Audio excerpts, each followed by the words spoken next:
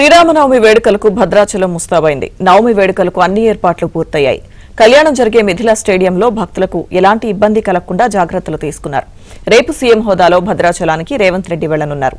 గతేడాది పార్లమెంట్ ఎన్నికల కోడ్ నేపథ్యంలో రేవంత్ హాజరు కాలేదు.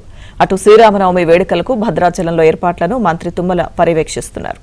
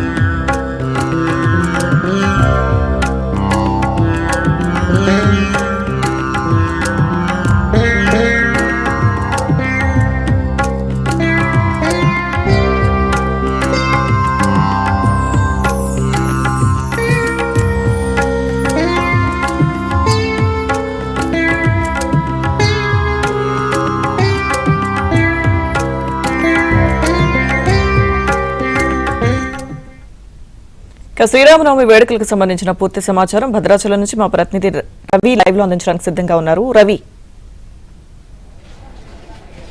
లక్ష్మీ దుర్గా సీతారాముల కళ్యాణం కోసం భద్రాద్రి ముస్తాబైంది. రామవారిపల్లి అంగరంగ వైభవంగా నిర్వహించేందుకు భద్రాచలంలో దేవస్థానం అంగరంగ వైభవంగా ఏర్పాట్లు చేస్తున్న పరిస్థితి. రేపు సీతారాముల కళ్యాణం నిర్వహిస్తున్న మిథిలా స్టేడియంలో మనం ఉన్న మిథిలా కళ్యాణ మండపం. మొత్తం ఇక్కడ రేపు సీతారాముల కళ్యాణం కనులారా వీక్షించేందుకు వేలాది మంది భక్తులు దేశంలోని పలు ప్రాంతాల నుంచి కూడా వస్తారు. వేలాదిగా వచ్చే భక్తులకు ఎలాంటి అసౌకర్యం లేకుండా మిథిలా కళ్యాణ మండపంలో మొత్తం 26 సెక్టార్లుగా విభజించారు. 26 సెక్టార్లలో కూడా వాళ్ళు కనులారా వీక్షించేందుకు ఎల్ఈడి స్క్రీన్లు కూడా ఏర్పాటు చేశారు. మొత్తంగా చూస్తే ఈ మిథిలా కళ్యాణ మండపంలో 50,000 మంది ప్రత్యక్షంగా స్వామివారి కళ్యాణం వీక్షించే అవకాశం ఉంటుంది. భద్రాచలం అంటే ఒక చారిత్రక పౌరాణిక విశిష్టత ఉంది. ఎందుకంటే సాక్షాత్తు శ్రీ మహావిష్ణువు శ్రీరామచంద్రుడుగా కొలువైన పుణ్యక్షేత్రం. ఇలాంటి పుణ్యక్షేత్రంలో సాక్షాత్తు శ్రీరామచంద్రుడు త్రేతాయుగంలో సీతమ్మ తల్లితో నడయాడిన పుణ్యభూమి భద్రాచలం. దక్షిణ అయోధ్యగా బాసిల్లుతున్న భద్రాచలంలో రేపు కళ్యాణం అంగరంగ వైభవంగా నిర్వహించేందుకు దేవస్థాన యాజమాన్యం అన్ని ఏర్పాట్లు చేస్తుంది. ప్రస్తుతం మనం చూడొచ్చు ఇక్కడ కళ్యాణ మండపం. ఈ కళ్యాణ మండపంలో రేపు ఆకాశమంత పందిరి భూదేవంత పీట వేసిన మాదిరిగా ఈ కళ్యాణ మండపంలోనే రేపు కళ్యాణం నిర్వహిస్తారు. 10:30 గంటలకు కళ్యాణ క్రతువు ప్రారంభమవుతుంది. ఈ కళ్యాణ మండపం 1960 ప్రాంతంలో దేవాదాయ శాఖ మంత్రి కల్లూరు చంద్రమౌళి శంకుస్థాపన చేయగా 1964లో నీలం సంజీవ్ రెడ్డి దీన్ని ప్రారంభించారు. మొత్తం చూస్తే రేపు సీతారాముల కళ్యాణానికి సంబంధించి తానిషా కాలం నుంచి ఆనవాయితీగా వస్తున్న ముత్యాల తలంబ్రాలు పట్టు వస్త్రాలు రాష్ట్ర ప్రభుత్వం తరపున సీఎం రేవంత్ రెడ్డి తొలిసారిగా రేపు ముత్యాల తలంబ్రాలు పట్టు వస్త్రాలు సమర్పించనున్నారు. గతంలో కేసీఆర్ ప్రభుత్వంలో ఉన్నప్పుడు కేసీఆర్ ఒకసారి మాత్రమే వచ్చి తానిషా కాలం నుంచి ఆనవాయితీగా వస్తున్న ముత్యాల తలంబ్రాలు పట్టు వస్త్రాల కార్యక్రమానికి మంగళం పాడాలని కూడా తీవ్ర విమర్శలు పరిస్థితి. సో రేపు కళ్యాణానికి సంబంధించి కళ్యాణ క్రతువుకి సంబంధించి చూసుకున్నట్టయితే ఎలాంటి ఏర్పాట్లు ఉంటాయి, కళ్యాణం ఎలా సాగుతుందో అర్చకులు మనం వారితో మాట్లాడి తెలుసుకుందాం. సార్ చెప్పండి, రేపు సీతారాముల కళ్యాణ క్రతువు ఎలా కొనసాగుతుంది? శ్రీరామాయ నమః, శ్రీమతే రామానుజాయ నమః. ప్రపంచ ప్రసిద్ధి పొందిన క్షేత్రం భద్రాచలం. అలాగే ఇక్కడ జరిగేటువంటి శ్రీరామనవమి నాడు భద్రాచల సీతారాముల కళ్యాణ మహోత్సవం కూడా అంతే జగద్విఖ్యాతి చెందింది.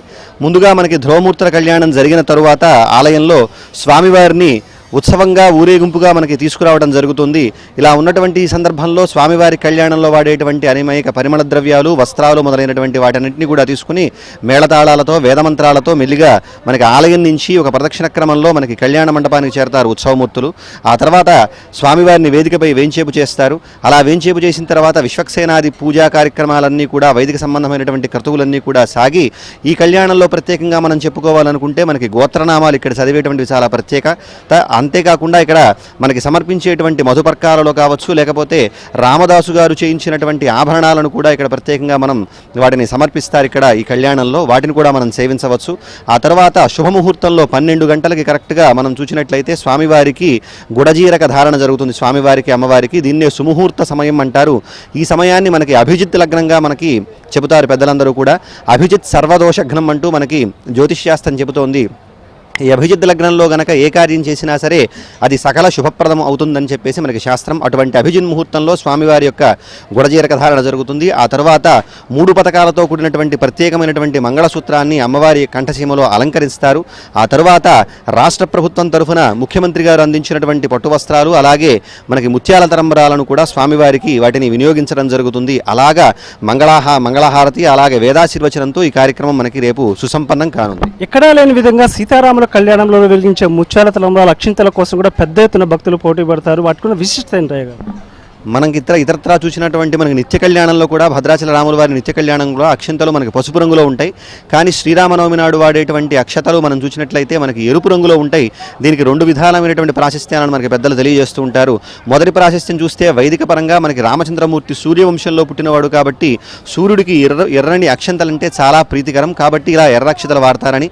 మత సామరస్యంగా చూసినట్లయితే ఆనాడు తానీషా తీసుకొచ్చినటువంటి గులాలు మొదలైనటువంటి వాటన్నింటినీ కూడా ఇక్కడ ఆనాటి నుంచి వినియోగిస్తూ ఉండటం వల్ల ఇవి ఎర్రగా ఉన్నాయి అని చెప్పేసి చెప్పడం జరుగుతుంది. తానీషా నాటి నుంచి ముత్యాల తలంబరాలు తీసుకొచ్చేటువంటి ఒక సంప్రదాయం ఉండటం వల్ల ఇక్కడ వాడేటువంటి తలంబరాలకు చాలా ప్రత్యేకత. ఇక్కడ స్వామివారిపై పోసినటువంటి తలంబరాలను ఎవరైతే తమ శిరస్సును ధరిస్తారో వారికి సకల శుభాలు కలుగుతాయని నమ్మిక. ఒక మొత్తంగా చూస్తే లక్ష్మీ దుర్గా రేపు వేలాదిగా వచ్చే భక్తుల కోసం ఎలాంటి ఇబ్బందులు లేకుండా కూడా దేవస్థాన యాజమాన్యం అన్ని ఏర్పాటు చేస్తుంది. మొత్తం 200 క్వింటాల ముత్యాల తలంబరాలను ఏర్పాటు చేశారు, 80 కౌంటర్లను ఏర్పాటు చేశారు. అదేవిధంగా పోలీసు కూడా 2000 మంది పోలీసు పహారాతో ఎలాంటి అవాంఛనీయ ఘటన జరగకుండా కూడా మొత్తం బందోబస్తు ఏర్పాటు చేశారు. భద్రాచలం రామాలయంకు చాలా చారిత్రక విశిష్టత ఉంది. తానిషా కాలం నుంచి 375 ఏళ్లుగా రాష్ట్ర ప్రభుత్వం తరపున ముత్యాల తలంబరాలు పట్టు వస్త్రాలు సమర్పించే ఆనవాయితీ ఉంటుంది. గతంలో కేసీఆర్ ప్రభుత్వంలో ఆనవాయితీకి మంగళం పాడారన్న విమర్శల నేపథ్యంలో రేవంత్ రెడ్డి తొలిసారిగా ముఖ్యమంత్రి హోదాలో ముత్యాల తలంబరాలు పట్టు వస్త్రాలు సమర్పించున్నారు. మొత్తం చూస్తే మనం దేవస్థానంలో ప్రస్తుతం మనం చూస్తున్న మిథిలా కళ్యాణ మండపంలో మనం చూస్తున్న ఇక్కడ రేపు సీతారాముల కళ్యాణం అంగరంగ వైభవంగా నిర్వహించబోతున్నారు. మొత్తంగా చూస్తే దక్షిణాయోధ్యగా బాసిల్లుతున్న భద్రాచలంలో రాములోరి పెళ్లి కోసం సర్వం సిద్ధమైంది, ముస్తాబైంది. భద్రాద్రి భక్తజన సంద్రంగా మారబోతుంది. అంగరంగ వైభవం కూడా ఇక్కడ ఏర్పాటు చేసిన పరిస్థితి ఉంది. లక్ష్మీ దుర్గా. Okay Ravi, thank